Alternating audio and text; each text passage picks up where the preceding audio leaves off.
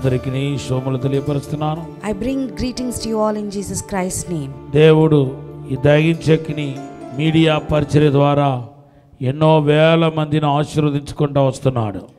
God is blessing thousands of people through Dahinchivagni media ministry.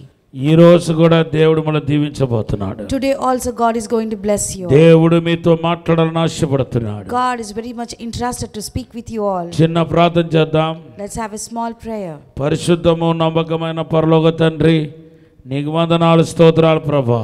Our dear faithful heavenly Father, we thank you, we praise you God. మాతో మాట్లాడండి ప్రభా. Speak to us Lord. మమ్మల్ని అభిషేకించండి. Anoint us Lord. యేసు నామములో అడిగి వేడుకుంటున్నాము తండ్రి. In Jesus name we pray and ask Lord. Amen. Amen. మన జీవితం బాగుండటం బాగలేకపోవటం మనం దేవునితో ఉన్నామా లేదా అనే దానిపైన ఆధారపడి ఉంది. మనం ఫలించే వారుమా ఫలించలేని వారుమా అనేది కూడా నువ్వు దేవునితో ఉండటం ఉండకపోవటం బట్టి ఆధారపడి ఉంది. You being fruitful or not fruitful, it depends on whether you're being with God or not. క్రైస్తవ జీవితం దేవునితో నడిచే జీవితం. Christian life is the walking with the God. దేవుడు వేరు, మీరు వేరు కాదు. It is not God is separate and you are separate. మనము దేవునితో కలిసి ఉన్నాం లేదా అనే దానిపైన ఆధారపడి ఉంది. It depends on whether we are with God or not. దేవునితో ఉండేవారు ఎలాగా దీవించబడ్డారో, దేవునితో లేని వారి జీవితం ఎలా ఉందో, ఎంత దయనీయ పరిస్థితుల్లో ఉందో పరిశుద్ధ గ్రంథంలో రాయబడి ఉంది. It is written in the Holy Scripture, when people are with God, how their lives are blessed, and when they are not with God, how their lives were very humiliated, we can see. యేసు ప్రభువారు ద్రాక్షావళి హోమానాన్ని గురించి మాట్లాడుతున్నాడు. Jesus Christ is talking about the parable of vineyard. దేవునితో ఉండేవారు, దేవునితో లేని వారు యొక్క జీవితాలు ఎలా ఉంటాయో యేసు ప్రభువారు ద్రాక్షావళి హోమానంలో ద్రాక్షావళి దాని ఒక తీగ ఒక హోమానంలో క్లియర్గా చెప్తున్నాడు. Jesus Christ in the parable of the vineyard and its branches, he tells very clearly how the lives of people will be when they are with God and how their lives will be if they are not with God. ద్రాక్ష తీగ ద్రాక్షవల్లితో ఉంటేనే ఫలిస్తాయంట. When the branches of vine, when they are together and abide in the vineyard, they will be fruitful. ద్రాక్ష తీగ గనక ద్రాక్షావళి నుండి separate అవుతే అది ఫలించదు. ఫలించలేని తీగలన్నింటినీ పోగు చేసి అది ఎండిపోయిన తర్వాత అగ్నిలో వేస్తారని యేసు ప్రభువే స్వయంగా ఒక హోమానంలో తెలియపరుస్తున్నాడు. Jesus himself in the parable, he clearly stated that if the branches of vine are separated from the vineyard, they will be gathered, dried and put it in the fire. ఈరోజు మీరు దేవునితో ఉండేవారుగా, దేవునితో ఏకమైన వారుగా ఉండాలనేది నా ప్రార్థన. All my prayer today is that you should be one with the God. ఆదికాండ 5వ అధ్యాయం 22వ వచనంలో ఏనోకు అన్నవాడు దేవుడితో ఉన్నాడు. In Genesis chapter 5 verses 22 we can see a man named Enoch was with God. అలాగే ఆదికాండ 6:9లో నోవాహు దేవునితో ఉన్నాడు. Likewise in Genesis chapter 6 verse 9 Noah was with God. ఆదికాండ 15:1లోను ఆదికాండ 21:22లోను అబ్రహాం దేవునితో ఉన్నాడు. Genesis chapter 15 verse 1 and verses chapter 21 and verses 22 Abraham was with God. దేవుడు వారితో ఉన్నారు. God was with them. ఆదికాండ 21:20లో ఇస్మాయిలుతో దేవుడు ఉన్నాడని రాయబడి ఉంది. In Genesis chapter 21 verse 20 it is written that God was with Ishmael. ఆదికాండం 26, 24, 28లో ఇస్సాకుతో దేవుడు ఉన్నాడని రాయబడి ఉంది. In Genesis chapter 26 verses 24 to 28 it is written that God was with Isaac. ఆదికాండ 28:15లో యాకోబుతో దేవుడు ఉన్నాడని రాయబడి ఉంది. In Genesis chapter 28 verse 15 it is written that God was with Jacob. ఆదికాండ 39:2లో యోసేపుతో దేవుడు ఉన్నాడని రాయబడి ఉంది. In Genesis chapter 39 verse 2 it is written that God was with Joseph. న్యాయాధిపతుల గ్రంథం 1వ అధ్యాయం 23వ వచనంలో యోసేపు కుటుంబంతో దేవుడు ఉన్నాడు. In Judges chapter 1 verses 23 God was with the house of Jacob. నిర్గమకాండం 33:14లో మోషేతో దేవుడు ఉన్నాడు. In Exodus chapter 33 verse 14, God was with Moses. యెహోషువ 1:5-9లో యెహోషువతో దేవుడు ఉన్నట్టుగా రాయబడి ఉంది. In Joshua chapter 1 verses 5 to 9, it is written that God was with Joshua. న్యాయాధిపతుల గ్రంథం 1:19లో యూదా అన్నవాడితో దేవుడు ఉన్నాడు. In Judges chapter 1 verse 19, God was with Judah. న్యాయాధిపతుల 6:12లో గిదియోనుతో దేవుడు ఉన్నాడు. In Judges chapter 6 verse 12, God was with Gideon. మొదటి సాముయేలు గ్రంథం 3:19లో సాముయేలు ప్రవక్తతో దేవుడు ఉన్నాడు.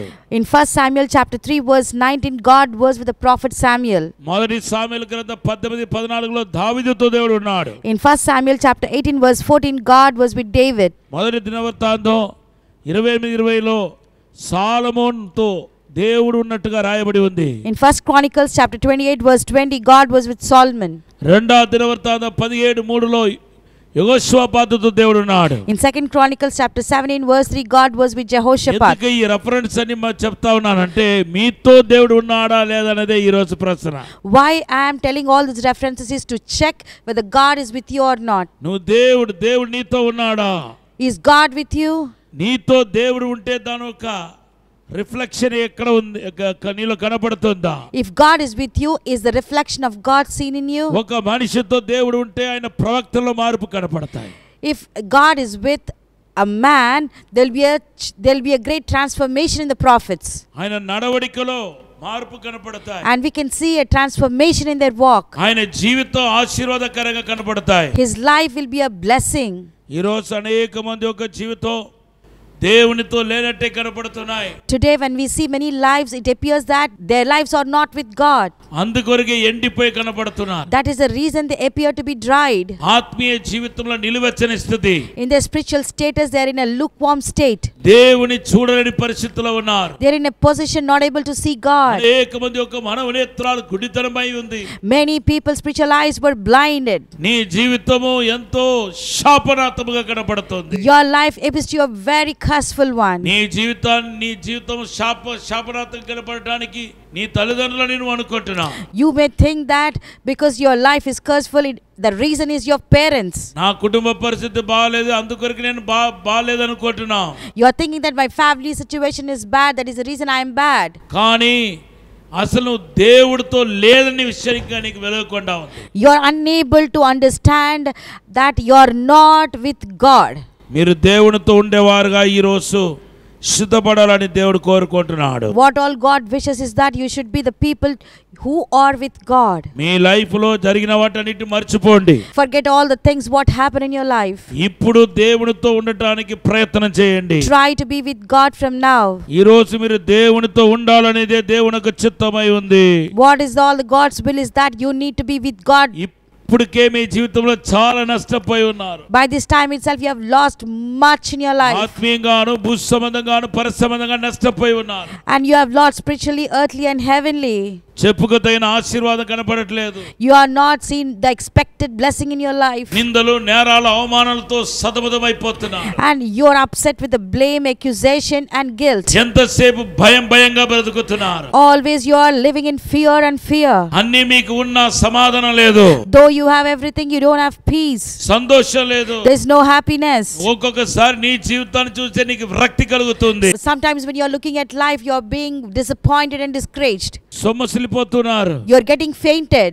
ఈ రోజు మీ జీవితాన్ని మీ బలిబిరాన్ని సరి చేసుకుంటే దేవునితో మీరు ఏకమవుతారు. If today you repair your altar, you will become one with God. మీ దుఃఖ దినాలు సమాప్తమైపోతాయి. Your sorrowful days will end. నీ జీవితం ధన్యకరంగా మారుతాయి. Your life will become a blessing. ఇప్పుడైనా మేలుకోండి. At least wake up right now. ఎందుకు దేవునితో ఉండకూడదు? Why don't I be with God? ఎందుకు నేను ప్రభువును కలిసి నేను ప్రభుతో ఎందుకు ఉండకూడదు? Why don't I be with God? ఎందుకు నేను దేవునితో జీవించకూడదు? Why don't I live with God? ఇంకా ఎంతకాలం దేవుడు లేని జీవితం? How long will I spend a life without God? ఎంతకాలం నా చీకటి బ్రతుకుతో నేను కొనసాగుతాను? How long will I lead my life without God in the darkness? ఎంతకాలం ఈ యొక్క పనికిమాలిన జీవితం దేవుని లేని ఈ పనికిమాలిన జీవితంతో సతమతమైపోవాలి? How long will I have to upset with this wasteful life without being with God? అని పశ్చాత్తాపపడండి. And you need to repent like this. పశ్చాత్తాపపడండి. You need to repent. ఇంకా ఎంతకాలం దేవుడు లేకుండా ఉంటారు? How long will you live without God? దేవుడు లేని జీవితం చచ్చిపోయిన శవముతో సమానం. And godless life is mere a dead body. నువ్వు క్రైస్తవుడైతే ఏంటి, లేకపోతే నువ్వు క్రైస్తవ సంఘంలో పెద్ద పదవిలో ఉండటం అంటే ఏంటి, సేవకుడు అయితే ఏంటి. It doesn't matter whether you are a great Christian or in a good position in the church. కొంతమంది ఏమనుకుంటున్నారు తెలుసా? Do you know what some people think? సంబంధమైన ఆశీర్వాదాలన్నీ చూసి దేవుడు వాళ్ళతో ఉన్నట్టుగా ఫీల్ అయిపోతున్నారు. Looking at their earthly blessings, they feel that their God is with them. ఒక వాక్యాన్ని నేను మీకు జ్ఞాపకం చేస్తున్నాను. I would like to remind one scripture. మీరు అట్లా తప్పుగా అంచనా వేయబాకండి. Don't underestimate in the wrong way like that. మీరు అలా అనుకోవటం చాలా పెద్ద పొరపాటు. If you think like that, it's a very big mistake. ఎందుకంటే బైబిల్ చెప్తుంది, Because the Bible says, లూకా సువార్త 6:35 వచనములో, it says in Luke chapter 6 and verse 35, దుర్మార్గులకును కృతజ్ఞత లేని వారికి ఆయన ఉపకారి అయి ఉన్నాడని లూకా సువార్త 6:35లో రాయబడి ఉంది. In Gospel of Luke chapter 6 verse 35, it is written that God is even a kind to unthankful and evil people. ఈ భూమిలో ఉన్నంత దినాలు మనిషిగా పుట్టిన ప్రతి ఒక్కడు క్షేమంగా ఉండాలని కోరుకుంటాడు. And what all a man wishes on the days he live on the earth is to be safe and protected. అందుకొరకే దుర్మార్గులతో సగా ఈ రోజు ధనవృద్ధి చేసుకొని హ్యాపీగా బ్రతుకుతున్నారు. That is the reason even the wicked people also are prospering and making lots of riches. కాబట్టి మీరు భూ సంబంధమైన ఆశీర్వాదాలు, మంచి చదువు, మంచి ఉన్నతమైన పదవిలో ఉండాం అనుకొని దేవుడి మీతో ఉన్నాడు అనుకుంటే పొరపాటు. That is the reason your position, looking at your earthly blessings and positions, if you think that everything is well, then it's a big mistake. దేవునితో ఉన్న వారి యొక్క జీవితము దేవుని బిడ్డలారా ఉదయించు సూర్యుడి వలె ఉంటుంది. The lives of the people who are with God will be like the sun that rises. వాళ్ళకి చీకటి ఏంటో తెలియదు. They do not know what is darkness. దేవుని మహిమను చూచేవారుగా ఉంటారు. They will be the people who see the glory of God. దేవుని స్వరాన్ని వినేవారుగా ఉంటారు. They will be the people who listen to the voice of God. దేవుని యొక్క చేతి కింద ఉంటారు. They will be under the hand of God. దేవుని వలె పరిశుద్ధత, యథార్థత, నమ్మకత్వతలో ఇటువంటి క్యారెక్టర్స్ లో వాళ్ళు ఎదుగుతా ఉంటారు. And they will grow up in the divine characters like faithfulness, sincerity, loyalty and integrity. మీలో కొంతమంది దేవుడితో ఉండాలని ఆశపడుతున్నారు కదా.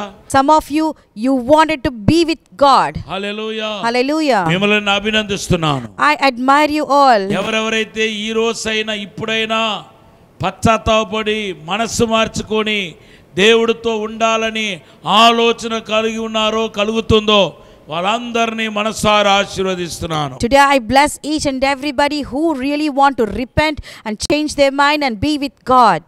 హల్లెలూయా. Hallelujah. దేవుని బిడ్డలారా, ఒక మనిషి దేవుడితో ఉండాలంటే ఖచ్చితంగా కొన్ని విషయంలో ఖచ్చితంగా వాక్యానుసారంగా నడుచుకోవాలి. And if one has to be with God, he certainly has to walk according to the word of God. రెండో రాజుల గ్రంథం 18వ అధ్యాయం 6 నుండి 7 వచనాలు. 2 Kings chapter 18 verses 6 to 7. Hallelujah. Hallelujah. హిజ్కియా రాజు యొక్క జీవితం నుండి ఒక అద్భుతమైన పాఠాన్ని మనం నేర్చుకోబోతున్నాం. We can learn a great wonderful truth and lesson from the life of King Ezekiel.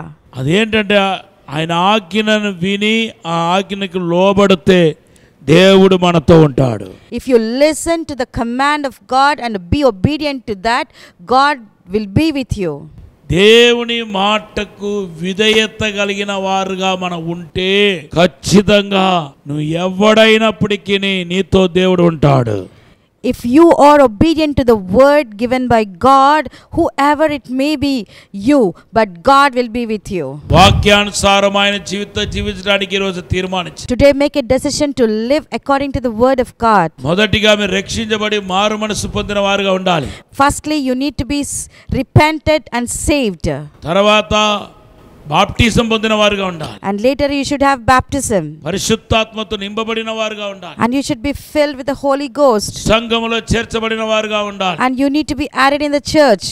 Hallelujah. Hallelujah. తర్వాత సంఘ కార్యక్రమాన్ని సంఘ యొక్క నడవడికలో పాలు పొందేవారుగా ఉండాలి. And you should also participate in the church programs and leadings. దశమ భాగాలు ఇవ్వటం, And you need to give the tithe. దేవునికి కానుకలు ఇవ్వటం, You give offering to God. భక్తిలో ఎదగటం, And you need to grow in godliness. సాక్షిగా జీవించటం. And you need to live as a witness. ఇట్లా మీ జీవితాన్ని దేవునికి అనుకూలంగా మార్చుకుంటే దేవుడు మీతో ఉంటాడు. Like this, when you change your life according to God, then God will be with you. రెండవదిగా పరిశుద్ధ గ్రంథం చెప్తుంది, Secondly, the Holy Bible says, Keerthana 72:23, we see in Psalm 72 and verse 23. రెండవ దినవృత్తాంతం 15వ అధ్యాయం 2, 4, 5 వచనాలు. And 2 Chronicles chapter 15 verses 2, 4 and 5. మీరు దేవునితో ఉంటే దేవుడు మీతో ఉంటాడంట. If you are with God, God will be with you. Hallelujah. Hallelujah. మనం ఇక్కడే పొరపాటు చేస్తున్నాం. Here only we are mistaken. మన దేవునికి సమయం ఇవ్వట్లేదు. We are not giving time to God. దేవునితో ఉండాలనే ఆశ లేదు. We don't have a passion to be with God. ఎంత బాధకరమైన దయనీయ పరిస్థితుల్లో ఉన్నారంటే రోజుకు 1 గంట ప్రార్థన చేయటమే చాలా మందికి అది కష్టతరంగా కనపడుతున్నాయి. You are in such a state that you are unable to even pray for 1 hour, and it is very great difficulty for you. మిమ్మల్ని సూటిగా అడుగుతున్నాను, I am straight away asking you this question. మీరు ఈ రోజు ఒక ప్రార్థన చేస్తారా? Today, have you prayed today? గంట మీరు ప్రార్థన చేయగలిగారా? At least 1 hour did you pray today? ఆలోచించండి. Just think about it. చాలా మందిలో లేదని మాట వినపడుతుంది. I hear a word that I did not. ఎంతకాలం ఇలాగా మీరు దేవునితో సవాసం చేయకుండా మీ జీవితాన్ని ఇలాగా వేస్ట్ చేసుకుంటా ఉంటారు? How long will you not have the fellowship with God and waste your life? నువ్వు దేవునితో ఉంటేనే దేవుడు నీతో ఉంటాడు. If you are with God, then God will be with you. పాపములో జీవిస్తూ దేవుని వెదకలేవు. If you are living in sin, you cannot find God. Hallelujah. Hallelujah. ఒక పాపాత్ముడు దేవుని మహిమను చూడలేడు. A sinner cannot see the glory of God. యెషయా గ్రంథం 59:1 అంటున్నాడు, He says in Isaiah chapter 59 and verse 1, ఈ పాపములే దేవునికి మీకు అడ్డుగోడగా ఉంది. your sinners are an obstacle wall between you and God. ఈ రోజు మీ పాపాన్ని ఒప్పుకోవాలి. Today you need to confess your sin. విడిచిపెట్టాలి. You need to leave it. అప్పుడు దేవుడు మీతో ఉంటాడు. Then God will be with you. మూడవదిగా బైబిల్ చెప్తుంది, Thirdly, the Bible says, మొదటి రాజుల గ్రంథం 11వ అధ్యాయం 34 నుండి 38 వచనాలు. 1 Kings chapter 11 verses 34 to 38. దేవునికి ఇష్టమైన వాటిని చేయటం ద్వారానే దేవుడు మనతో ఉంటాడు. If you do things which are liked by God, then God will be with you. యేసు ప్రభువు ఏమంటున్నాడు తెలుసా? Do you know what Jesus said? యోహాను సువార్త 8:29 అంటున్నాడు, నేను దేవునికి ఎప్పుడు ఇష్టమైన వాటిని ప్రీతికరమైన వాటిని జరిగిస్తున్నాను కాబట్టి తండ్రి నాతో ఉంటాడు అంటున్నాడు. He says in Gospel of John chapter 8 and verse 29, Jesus says that because I am doing all the things acceptable by God, that is the reason he is with me. పరిశుద్ధాత్మ దేవుడు మనలో ఉన్నప్పుడు ఆయన చేసిన గొప్ప కార్యం ఏంటంటే ఏది దేవునికి ఇష్టమో దేవుడికి ఏదో అయిష్టమో మనకు బోధిస్తాడు. When you are with the God, the Holy Spirit will teach you what is acceptable to God and what is not accepted by God. విశ్వాసులైనప్పుడు పరిశుద్ధాత్మను పొందుకున్నారా? If you are believers, have you received the Holy Spirit? అపోస్తల కార్యం 19:1-2 బట్టి దేవుని బిడ్డలారా Bible క్లియర్గా చెప్తుంది, మీరు విశ్వాసులైతే పరిశుద్ధాత్మ పూర్వులుగా ఉండాలి. Acts chapter 19 verse 1 and 2, according to that the Holy Bible says if you are a believer then you should be filled with the Holy Spirit. Hallelujah. Hallelujah. Hallelujah. Hallelujah. దేవుని బిడ్డలారా, Dear children of God, చివరిగా Christian ఒక faith ని practice చేసేవారుగా ఉండాలి. అప్పుడే దేవుడు ఉంటాడు. As a Christian you should practice a Christian faith, then only God will be with you. 2 కొరింథీ పత్రిక 13:11 రాయబడి ఉంది. It is written in 2 Corinthians chapter 13 and verse 11. సంతోషంగా ఉండాలంట. You need to be joyful. సర్కుణం కలిగి ఉండాలంట. You should have a good character. ఆదరణ పొందిన వారుగా ఉండాలంట. And you should be kind. సమాధానముగా ఉండాలంట. You should be at peace. అప్పుడే దేవుడు మనతో ఉంటాడు. Then God will be with you. ఈ రోజు దేవుని లేని వారుగా జీవించిన దినాలు చాలు. It's enough that you lived without God. యేసుతో జీవించే జీవితం కలిసి and come to the life to live with Christ. యేసుతో కలిసి జీవించే జీవితంలోనికి రండి. You come to the life living with Jesus. దేవుడు లేని ఏ ఒక్క దినాన్ని మీరు చూడకూడదని తీర్మానించండి. Today make a decision that you should not live any day without seeing God. Hallelujah. Hallelujah. నేను ఇప్పుడు చిన్న ప్రార్థన చేస్తాను. Now I offer a small prayer.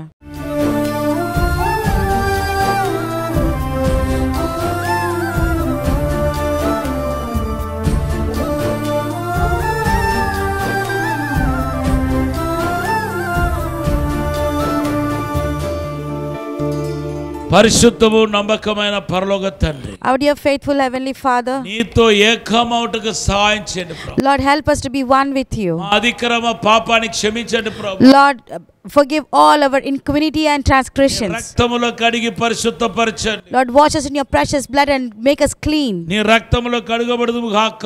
May we washed in your blood. శుద్ధీకరించబడుదుము గాక. May we sanctified. మీరు మాతో ఉండండి ప్రభు. Lord, you be in us and with us. ప్రతి చెడును మా నుండి తీసివేయండి ప్రభు. Lord, remove every sin from us. పరిశుద్ధాత్మ అభిషేకం మా మీదకి వచ్చునుగా. Let the Holy Spirit anointing come upon us. దేవునికి వెలుగు మాలోనికి వచ్చునుగా. Let the God's light shine upon us. ఇప్పుడు ఆశీర్వదించండి. Right now, bless Lord. అద్భుతం జరిగించండి. Do a miracle, Lord. మేలు జరిగించండి. Do a good thing, Lord. యేసు నామములో అడిగి వేడుకుంటున్నాము తండ్రి. In Jesus' name we pray and ask, Lord. Amen. Amen. విజయవాడలో దహించు అగ్ని సేవకుల కూడిక ఏప్రిల్ 15వ తేదీన ఉదయం 10 గంటల నుండి ప్రారంభించబడును. ముఖ్య ప్రసంగికులు డాక్టర్ థామస్ గారు, దహించు అగ్ని మినిస్ట్రీస్, రాజమహేంద్రవరం. స్థలం కందుకూరి కళ్యాణ మండపం, జింకానా గ్రౌండ్స్, విజయవాడ.